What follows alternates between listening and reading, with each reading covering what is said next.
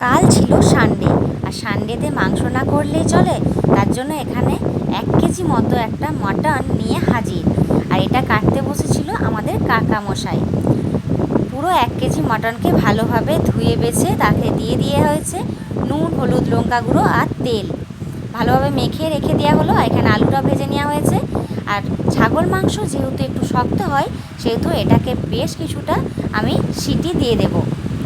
তার জন্য কুকারের মধ্যে সমস্ত মাংসটা দিয়ে অল্প একটু জল দিয়ে এটাকে আমি সিটি দিতে বসিয়ে দেব।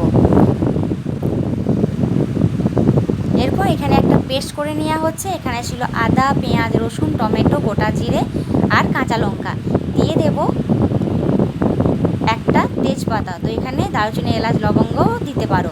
এখানে কড়াইয়ের মধ্যে নয়, হাঁড়ির মধ্যে আজকে যেহেতু করছি, পরিমাণ মতো তেল দিয়ে চিনি দিয়ে কোচানো পেঁয়াজ লাল লাল করে ভেজে নিয়ে পেস্ট করা পুরো মশলাটা এর মধ্যে অ্যাড করে দেব।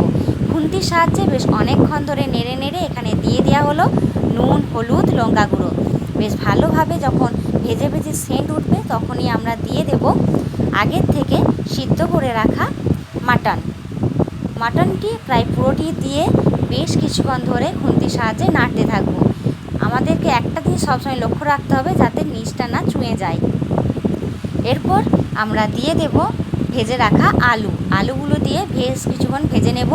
তারপর একটা কড়াইয়ের মধ্যে সমস্তটা ঢেলে পরিমাণ মতো জল দিয়ে বেশ কিছুক্ষণ ফুটিয়ে নেব। বেশ কিছুক্ষণ ফোটানোর পর এটা প্রায় রেডি হয়ে যাবে। আর কিছুটা আলুও মেরে দিলে প্রায় পুরো হয়ে যাবে। এবং হয়ে যাওয়ার পর এখানে গরম গরম পরিবেশন করে দেব। তো এখানে বেশ কিছুটা মাংস দিয়ে কিন্তু আমরা চটপটিও বানিয়েছিলাম। চটপটিটা দেখুন কত সুন্দর হয়েছে। আর এটা ছিল 1 বাটি মাংসের ঝোল। ছাগল মাংস কিন্তু একটু ঝোলঝোলই বেশি পছন্দ, তাই না? আর এখানে নিয়েছিলাম একটু কচু ভাতে, যেহেতু আমার কচু ভাতে খুবই ফেভারিট। এইটা মেখে বেশ ভালোভাবে খেলেই বোঝা যায় টেস্টটা কতটা।